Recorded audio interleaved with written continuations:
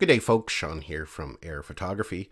So great news if you've been waiting for compatibility of the Mini 3 and the DJI RC Pro. As of today, they are finally now compatible. Early this morning, we got around to firmware updates for both the RC Pro, the Mini 3, and even the Fly App. So let's go ahead here and we're going to take a look at some of those release notes now. The DJI Fly App is now version 1.6.12. Now that version has been available for direct download to Android for about a week now, if you went to the DJI website for an Android phone, but it is now available for both the RC Pro, iOS, and the DJI RC. So the RC Pro version is now v.03.01.0900.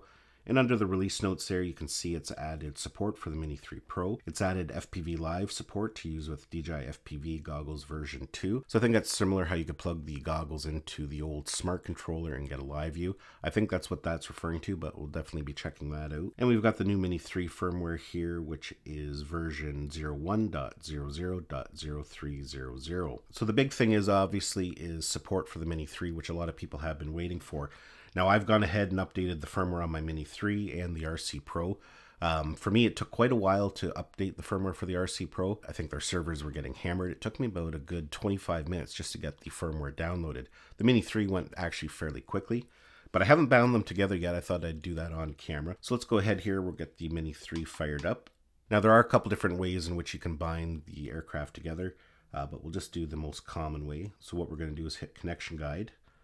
And as you can see now, it shows us the option for the Mini 3 Pro. We've got the Mavic 3, Mini 3 Pro, and the Air 2S. So we'll select the Mini 3 Pro, and what you're going to see here, it's going to try and connect to it, but obviously it won't be able to until we've bound it.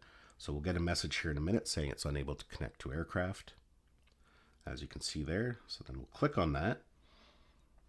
It'll ask us to pair it.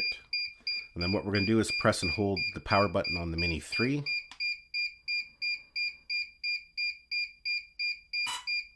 Press and hold it until you hear a beep. And as you can see there, they're now paired. So yeah, that's great news for people who have been waiting. Now, I don't know if it really makes sense to go out and buy the RC Pro if you own the Mini 3. This device is actually quite expensive, $1,200. It's actually more than what the drone is worth, especially if you already have the DJI RC. It's a pretty decent remote. But on the other hand, if you own all three that this is compatible with now, the Mavic 3, the Air 2S, and the Mini 3 now, then maybe perhaps it makes a little bit more sense to pick up a more premium controller. The RC Pro is a little bit nicer experience when it comes to flying. Everything is just a little bit more responsive. You get a little bit brighter of a screen, and of course there's more features built into it. Now this was just more of a kind of a heads up video and showing you how to connect it. I am going to be going out and doing a test flight with it just to see what the user experience is like later this morning.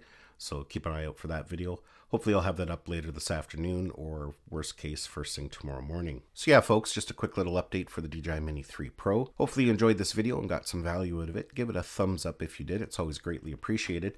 Don't forget to subscribe to my channel so you don't miss any of our upcoming videos. And we'll see you in the next one.